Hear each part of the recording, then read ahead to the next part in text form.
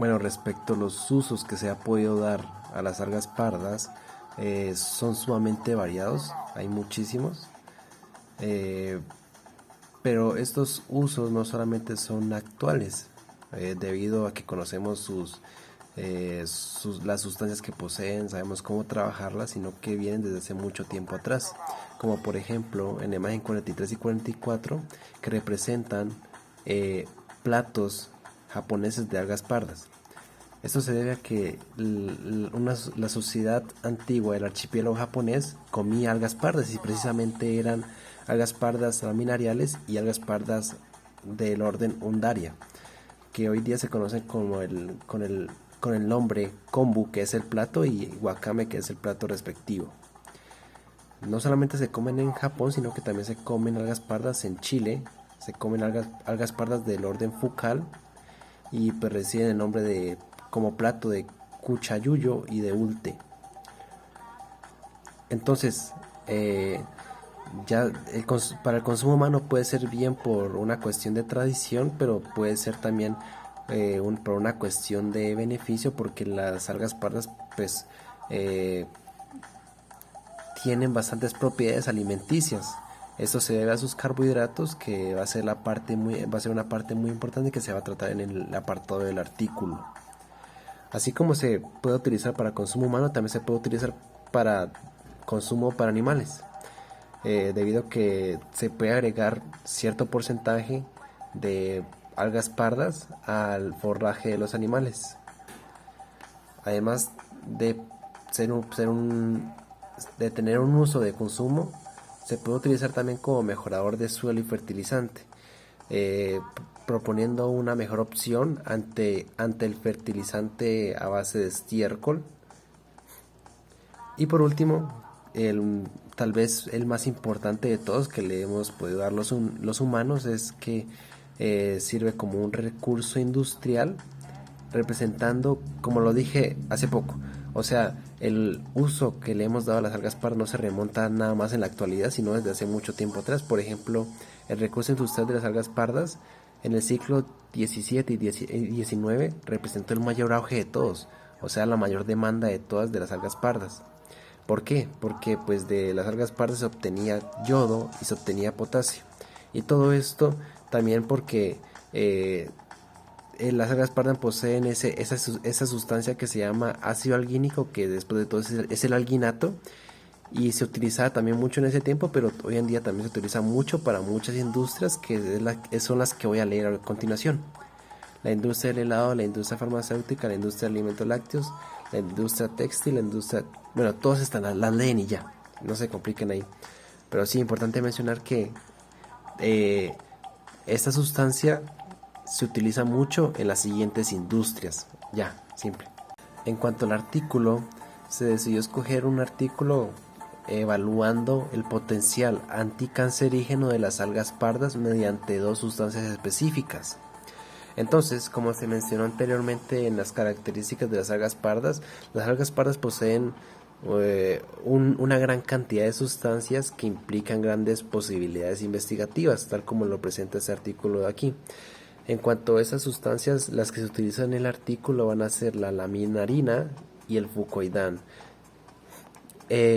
Para la obtención de esas dos sustancias se utilizaron las siguientes especies, que van a ser la Padina pavónica, eh, es, uy, Stoechopermum marginatum, Spatoglossum asperum, Sargassum wittii.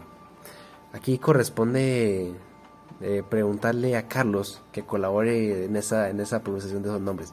Pero lo importante aquí es que ustedes lean cada una de las especies y decir, y estos nombres y estas especies se van a abreviar en el artículo de la siguiente manera: Padina pavónica como PP, como STM, como SPM, como SW. Eso es lo importante que se indique, ya hay que ver cómo pronunciarlas.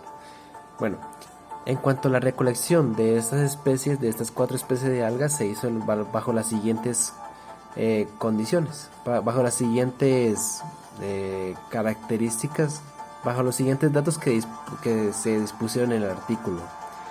Se recolectaron en una zona costera llamada Madapan, que es una zona costera del país de India. El punto rojo indica exactamente dónde se hizo la recolección de estas 4 especies, según las coordenadas que nos otorgaba el artículo. Se recolectaron en temporada de verano de 2019 entre julio y enero, porque según el artículo decía que era en este lapso de tiempo representaba la mayor proliferación de estas algas, y se hizo se hizo la recolección bajo una temperatura superficie del mar de 28 y 31 grados centígrados. Esta zona costera de Madapan representa una gran biodiversidad, por lo que representa un sitio de recolección para muchos otros artículos, no solamente este, sino muchos otros artículos, como este de acá, que también hizo la misma recolección. No sé si de algas pardas, pero también se hizo una recolección en ese lugar. Pero bueno, entonces, ¿por qué se decidió hacer el artículo respecto a estas dos sustancias? Porque a estas dos sustancias se les atribuye gran cantidad de propiedades o características, como que son anticancerígenas, antioxidantes, antiinflamatorias, antivirales y muchas más características interesantes. Y ya. No quise abundar más ahí. Bueno, entonces, ahora sí, ¿qué es la laminarina? La laminarina es un polisacárido de cadena corta que se encuentra mayoritariamente en el citoplasma de las células de algas pardas y no es sulfatado y rico en glucano. ¿Y qué es el fucoidán? El fucoidán es un polisacárido de cadena larga que se encuentra mayoritariamente en la pared celular, es sulfatado y rico en fucosa. La fucosa sulfatada es el componente clave para las interacciones biológicas. Sí, más o menos sería eso. Esta es una diapositiva más que todo de leer las imágenes y leer más que todo el texto. Bueno, en esta diapositiva se representa qué es lo que se hizo para obtener dichas sustancias, o sea, las mencionadas en la anterior diapositiva. Entonces, aquí pues no hay mucho más que leer cada uno de los pasos paso por paso. Pero ojo, eso sí, siempre dando al final como una conclusión de qué es lo que se hizo. Entonces, por ejemplo, pues después de haber dicho la anterior diapositiva, comenzamos aquí con que, bueno, entonces ya teniendo las 4 especies, lo que se quiere hacer es saber el proceso por el cual se obtuvieron esas 2 sustancias específicas. Entonces, lo primero que se hizo es la extracción de polisacáridos. Extraer todos los polisacáridos de esas algas pardas, para después hacer un filtrado y obtener esas dos sustancias específicas. Entonces, ¿qué se hizo para la extracción de polisacáridos? Pues se lee cada uno de los pasos relajadamente, pero lo principal es mencionar es una conclusión aquí. ¿Qué fue lo que se hizo aquí? Se hizo una serie de centrifugaciones, se quitaron sobrenadantes y principalmente se actuó sobre el precipitado para seguir con el siguiente paso, que va a ser la extracción de la laminarina. Ahí me comí nada, pero pues eso es la laminarina en inglés. Y fucoidán. Aquí nuevamente se va a leer. Tal vez se necesita un poquito de explicación en que se prepara una cromatografía de columna, que es como... No se explica nada, porque si no se complican.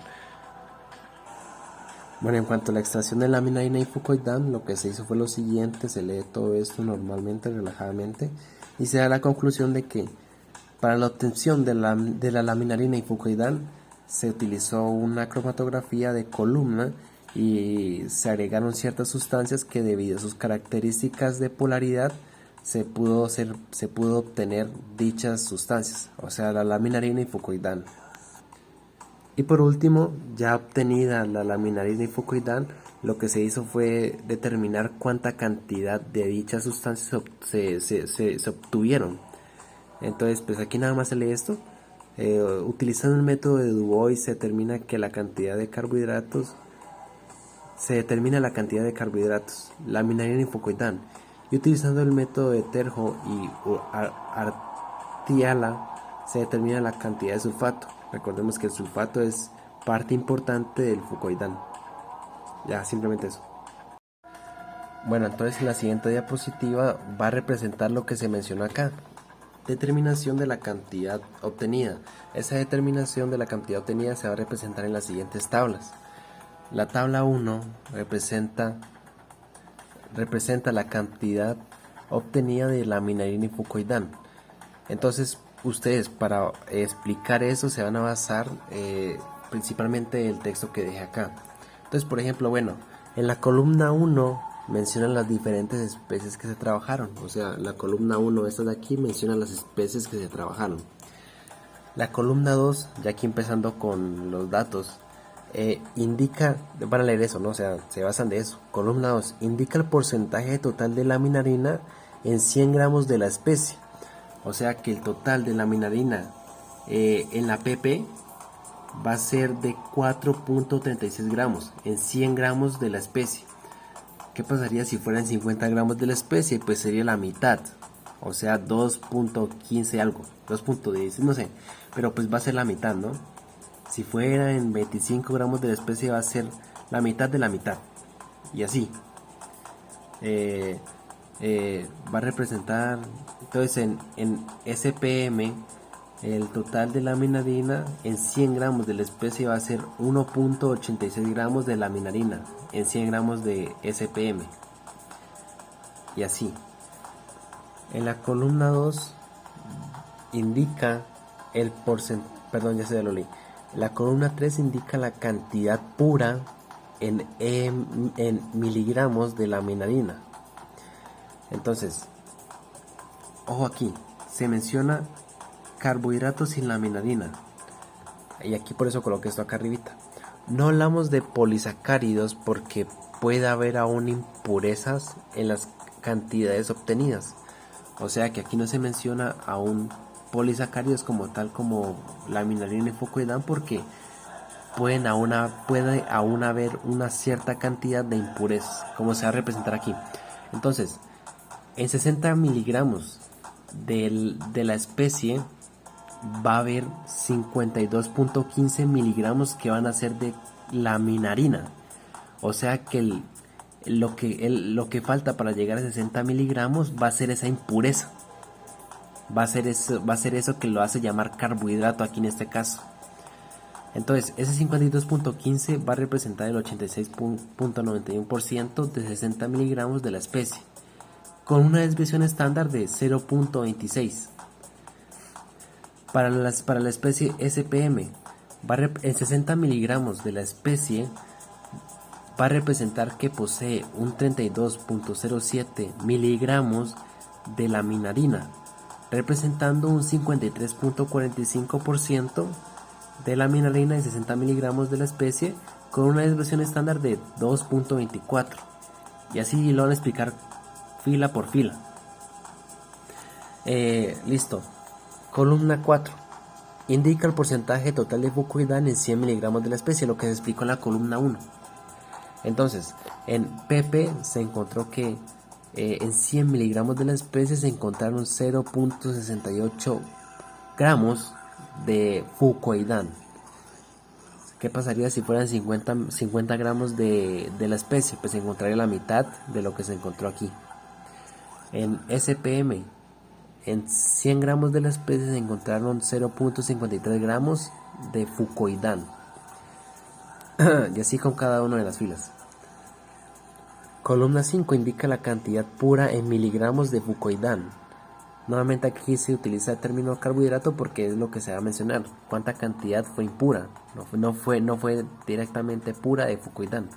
Entonces, en PP se obtuvo, en PP de 60 gramos de la especie PP se obtuvo 31,9 miligramos de fucoidán, representando un 53.16% de fucoidán en 60 miligramos de la especie PP, con una desviación estándar de 1.23. Y con esta aquí, en la especie SPM, en 60 gramos de la especie SPM se encontraron 28.74 miligramos representando un 47.9% de fucoidán en 60 miligramos de SPM con una desviación estándar de 0.35, así con cada una de las filas. Y esta última indica la cantidad de sulfato que hay en 100 gramos de fucoidán. O sea que en 100 gramos de fucoidán de la especie PP se va a encontrar 23.52 gramos de sulfato, que es lo que es esa parte esencial para que el fucoidán interactúe biológicamente con lo que va a mostrar el artículo, con las actividades que va a mostrar el artículo. Entonces nada más es mencionar que en 100 gramos de fucoidán se va a encontrar, de la especie SPM, se va a encontrar 18.86 gramos de sulfato, y así. Bueno, y entonces eso es la primera tabla. En la segunda tabla se va a mencionar básicamente qué monosacáridos componen a la laminarina y fucoidán respecto a la tabla que acabamos de ver. Entonces, como se puede ver, nada más se utilizó, se analiza la laminarina y fucoidán para saber qué monosacáridos lo componen. Pero lo interesante aquí es ver que en el artículo nada más se expone sobre... Entonces en el artículo nada más se expone sobre la estructura de la laminarina en la especie PP y el fucoidán, la estructura del fucoidán nada más de la especie STM. Porque miren que la laminarina en PP se encontró mucha más cantidad que en todas las demás, me está enfocando, que en todas las demás. Y el fucoidán se encontró mucha más cantidad en STM, miren acá 2.32 gramos por cada 100 gramos de la especie, que las otras más. Entonces es por eso que se utilizan nada más estas dos especies para analizar su estructura de la laminarina y fucoidán, para ver qué monosacáridos componen eso. Entonces aquí nada más lo importante pues es mencionar, por ejemplo, la laminarina está compuesta por un 79.4% de glucosa. Bueno, aquí está en inglés, no sé si la pueden leer en inglés, que será traducible y tener en cuenta eso porque pues está en inglés. O si no, pues nada más la ven así: 79.4% de glucosa, 13.2% de manosa, que no sé qué era eso, 1.4% de ribosa, y así pues, si no lo saben, pues dicen de este, no sé. Bueno, adentrando las acciones investigativas que se van a hacer con estas sustancias, con estos polisacáridos, se adentra la primera, la cual es para la actividad citotóxica in vitro de los polisacáridos, que tiene como finalidad comprobar la capacidad de una sustancia para dañar células. Entonces en la imagen notamos el panel A y el panel B. En el panel A, van a leer esto que dice aquí, se utilizan células Vero para comprobar la citotoxicidad. Células Vero, arriba está la definición. Las células Vero son un tipo específico de células de riñón de mono verde africano, que es este de aquí. Entonces, diciéndolo así muy sencillamente, son células sanas. Van a ser células sanas. Y el panel B se van a utilizar células de HT29, que son células de cáncer de colon humano, y células G2, que van a ser células de cáncer de hígado humano. Entonces van a ser células cancerígenas. Esas células se van a exponer a concentraciones de los polisacáridos y se va a ver qué tanto disminuye la viabilidad celular, como se expone en el eje Y. En el eje X va a estar representada la concentración a la cual se exponen las células. Entonces, basándonos primero que todo en el panel A, notamos que la laminarina está representada de color azul y el fucoidán está representado de color naranja. ¿Qué se ve? Que la viabilidad celular, a medida que se aumenta la concentración no es que disminuya mucho, no es que baje hartísimo, sino que se mantiene más o menos y no baja tantísimo. De 100, no baja mucho. A medida que se le aumenta la concentración, no baja mucho la viabilidad celular. Entonces, leen esto aquí. La variabilidad celular varía muy poco aún utilizando concentraciones grandes. Esa va a ser la conclusión del panel A.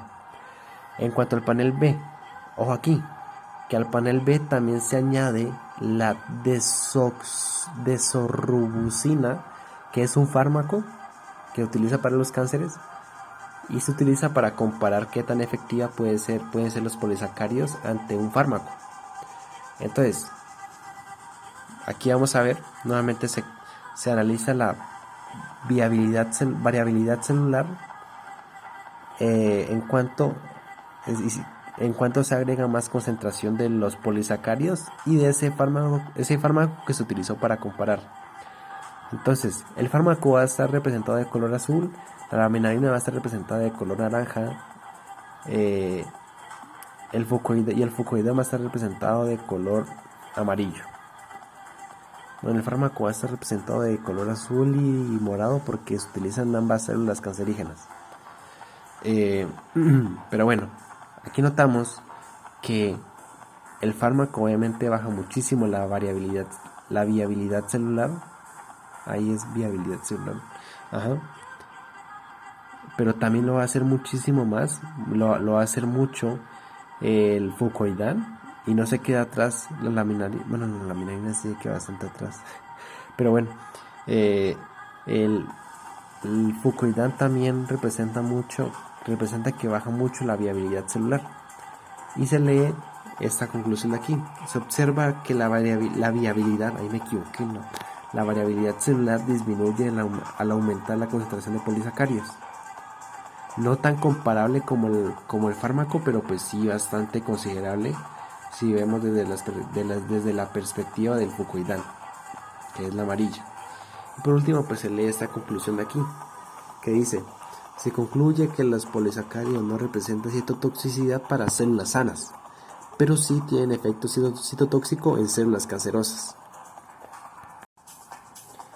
Bueno, tenemos la siguiente actividad, que va a ser la evaluación de muerte celular inducida por los polisacáridos en células de cáncer de colon y cáncer de hígado. Entonces, para poder realizar esta actividad, se debe usar tinción con naranja de acridina, bromuro de tidio, y se evalúa bajo microscopía de fluorescencia. Las células fueron tratadas a diferentes concentraciones y mediante las tinciones se distinguían células vivas y células muertas. Entonces estas distinciones van a estar acá colocadas. Entonces en las imágenes lo importante a resaltar, lo importante a destacar es que las células vivas están de color verde, las células en estado de apoptosis temprano van a estar de color amarillo, naranja, y las células en necrosis, ya muertas, van a estar en color rojo. Bueno, entonces aquí pues nuevamente pues se dividen los paneles. El panel A va a tratar las células HT29 con laminarina y el panel B va a tratar las células G2 con fucoidán. Entonces, ambas imágenes representan lo mismo. O sea, bajo qué concentración se colocaron esas células. Por ejemplo, en la imagen A de ambos paneles va a tratarse con un control negativo. O sea, no tiene ninguna sustancia puesta sobre esas células.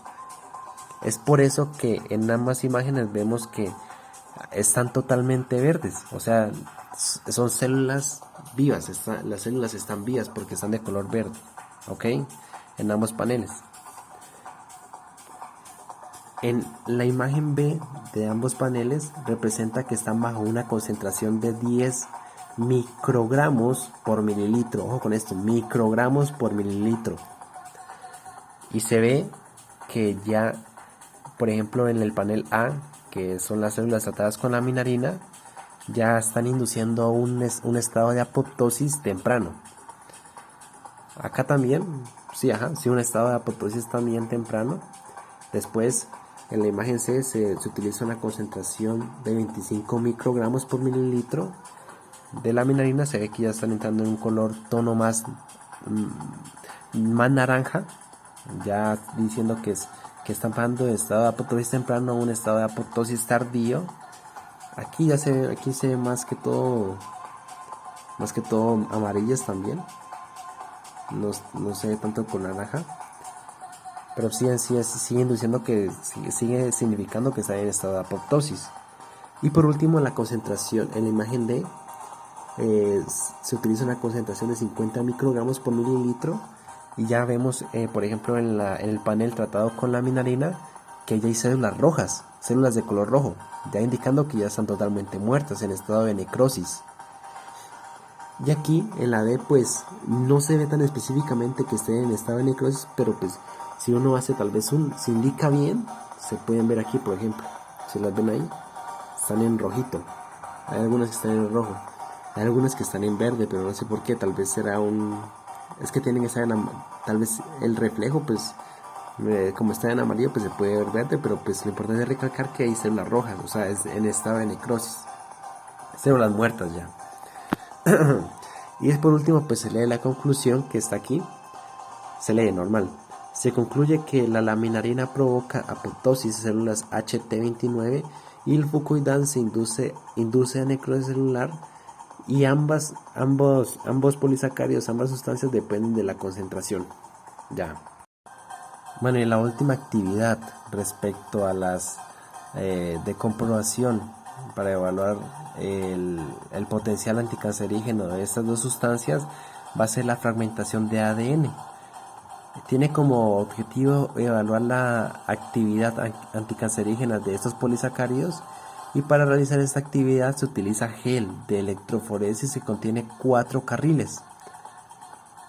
Y células cancerosas, se van a utilizar células cancerosas HT29 y de hígado G2. Entonces, bueno, aquí está lo mismo, se evalúan esas células, pero ¿qué es lo que se va a hacer? Pues se van a colocar las células y se van a nuevamente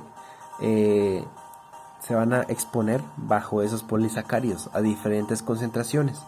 Después, esas células ya expuestas, se les va a extraer el ADN y se va a colocar en esta electroforesis de gel, en esta gel de electroforesis.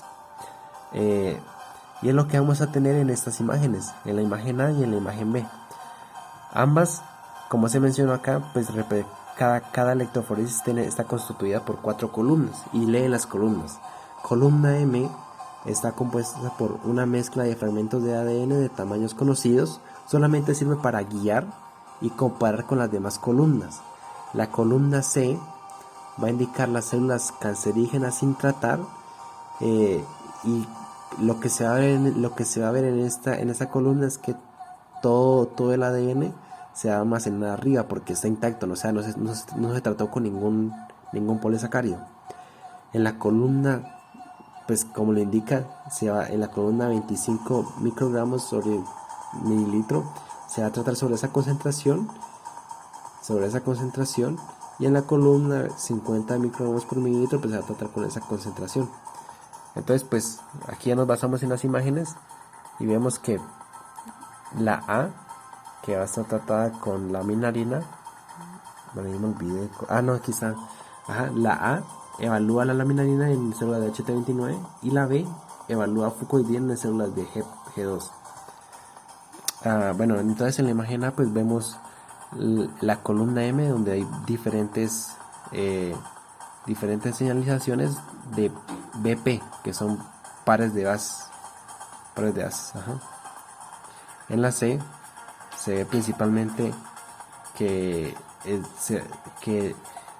se va a quedar